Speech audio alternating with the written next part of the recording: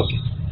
So ఈరోజు morning 5:30 నుంచి హైదరాబాద్ కమిషనరేట్లోని ఏసీపీ సిసిఎస్ డిటెక్టివ్ డిపార్ట్మెంట్లో వర్క్ చేస్తున్న శ్రీ టి ఉమామహేశ్వరరావు గారి ఇంటిపైన, వారి బంధువుల ఇంటిపైన, close associates residences and offices location పైన అరౌండ్ 11 ప్లేసెస్లో సెర్చెస్ చేయడం జరిగింది. ఆయన పైన అభియోగాలు రావడంతో ఆదాయానికి మించిన అక్రమ ఆస్తులు ఉన్నాయన్న నేపథ్యంలో ఇవి సెర్చెస్ చేయడం జరిగింది. సో ఆ సెర్చెస్లో భాగంగా ఇప్పటిదాకా అన్ని సెర్చెస్ అన్ని ప్లేసెస్లో చూసి కన్సాలిడేట్ చేసుకుని చేస్తే అరౌండ్ 17 ప్రాపర్టీస్ ఈయన వేరియస్ ప్లేసెస్లో ఈయన అండ్ ఈయన బంధువుల పేరు మీద కొన్నట్టుగా తెలుస్తోంది. అండ్ అందులో ఒక 5 ప్రాపర్టీస్ గట్కేసర్ ఏరియాలో ఉన్నాయి, కొన్ని ఆంధ్రాలో కూడా ఉన్నాయి. ఒక 7 ప్రాపర్టీస్ వైజాగ్ దగ్గర చౌడవరం అనే ఏరియా ఉంటుంది, ఆ చౌడవరంలో కొన్నట్టుగా తెలుస్తోంది.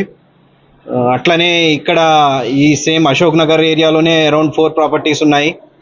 షామీర్పేటలో ఒకటి, కుక్కట్పల్లిలో ఒకటి, అండ్ ఆల్సో మెడ్చల్ మర్కాజ్గిరి అటువైపు కూడా ఒకటి అన్నట్టు పర్చేస్ చేయడం జరిగింది.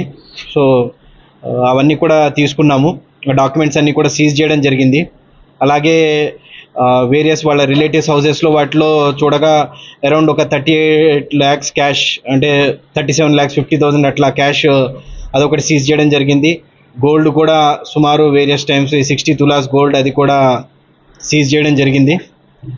సో ఇవన్నీ చూస్తే టోటల్ మూవబుల్ అంటే అక్రమాస్తుల దాంట్లో movable immovable properties value around it comes around 3.5 crores, 3 crores 46 lakhs అన్నట్టు 3.5 crores అట్లాగా document value, actual registered value అది వస్తుంది.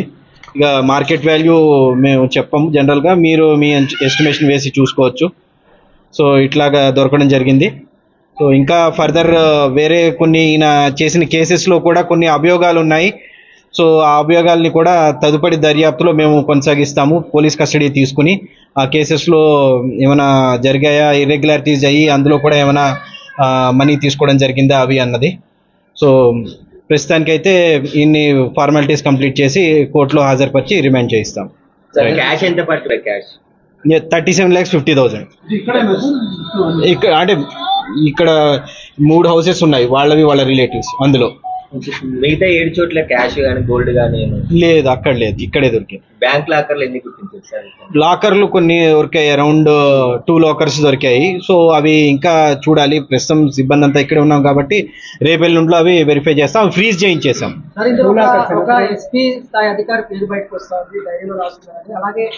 సహకరించలేదు ఏసీబీ. అదే అంటే పేరు వచ్చింది కేవలం అది ఎస్పీ అని అదే అని కాదు, పేరు కేవలం అలా వచ్చింది. ఆ పేరు ఎవరిది ఏంటి అనేది డీటెయిల్స్ ఫర్దర్ చూడాలి. ఆ డీటెయిల్స్ చెప్పలేదు, దానికి మాకు సహకారం అందించలేదు ఈయన.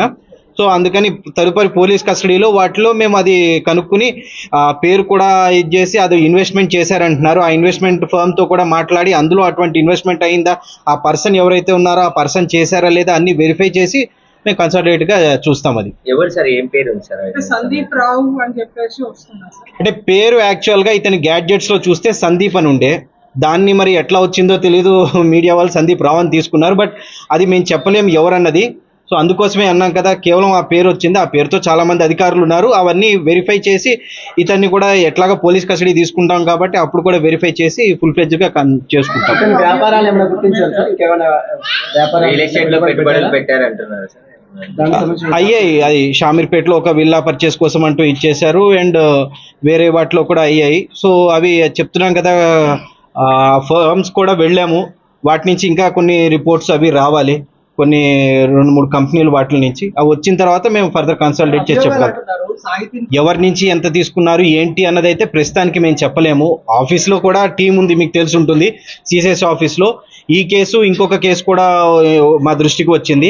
ఆ కేసులో కూడా ఒక ఎన్ఆర్ఐ ఇన్వెస్ట్ చేసిన కేసులో కూడా కొన్ని అభియోగాలు వచ్చాయి, ఎఫ్ఎంసీజీ ఇన్వెస్ట్మెంట్ ఏదో చేసిన దాంట్లో అన్నది. సో ఆ కేసెస్ వివరాలు తీసుకుని తర్వాత వాళ్ళని పిలిపించి ఎగ్జామిన్ చేసి ఏమైనా అయ్యిందా మీరు అన్నట్టు అన్నవి వెరిఫై చేస్తాం. అరెస్ట్ చేశారు సార్? చేస్తాం, చేస్తాం, తీసుకెళ్తాం. ఇప్పుడు తీసుకెళ్ళి రేపు మార్నింగ్ అట్లాగా కోర్టులో హాజరుపరుస్తాం. సార్ ఇతని బ్యాచ్మెంట్స్ కూడా కొందరితో కలిసి రియల్ ఎస్టేట్ లో పెట్టుబడి సంబంధించిన ఫోన్ నెంబర్ ఇట్లా రాశారు, ఇట్లా ఏం చెప్పలేదు. లేదు, అట్లా ఉంటే కన్ఫర్మ్ అయ్యేది కదా, ఏం లేదు, జస్ట్ పేరే ఉంది. అందుకని చెప్పి మేము ఏం కన్ఫర్మ్ చేయలేకపోతున్నాం. అది డిపార్ట్మెంట్ కి సంబంధించిన అది కూడా అదే తెలియాలి కదా, జస్ట్ అదే పేరు ఉందని చెప్పాను నేను, సందీప్ అని చెప్పని. సో అది ఏంటా అన్నది ఫర్దర్ ఇన్వెస్టిగేషన్లో తిను కూడా మాకు చెప్పలేదు. సో అందుకని చెప్పి ఆ గ్యాడ్జెట్ ఆ డేట్ అందుకనే అన్నాను, ఒక ఫర్మ్లో అంటున్నారు, అందులో మేము వెరిఫై చేసి అది ఎవరా పోలీస్ అధికారా వేరే ఎవరా ఏంటా అన్నది డీటెయిల్స్ తెలుసుకుని ఫర్దర్గా మేము ఇచ్చేస్తాం. ఫ్యామిలీ పైన ఉన్నాయి ఇక స్పెసిఫిక్ మేము చెప్పలేము, ఉన్నాయి వేరియస్ రిలేటివ్స్ పైన. సార్ ఇంకా రైట్స్ అవుతున్నాయా? ఆల్మోస్ట్ క్లోజ్ అయ్యి ఇంకొక వైజాగ్లో కూడా ఆల్మోస్ట్ వైజాగ్లో కూడా 2-3 ప్లేసెస్లో కూడా చేయడం జరిగింది. నేను చెప్పిన 11 ప్లేసెస్ కాక వైజాగ్లో కూడా జరిగాయి. వైజాగ్లో కూడా చెప్పా కదా, ఆ చౌడవరం ఆ ప్లేసెస్లో అట్లాగే అరౌండ్ 7 ప్రాపర్టీస్ టోటల్. అంటే ఈవెన్ అక్కడివి కూడా కలుపుకుంటే it will be around 14 places. Okay.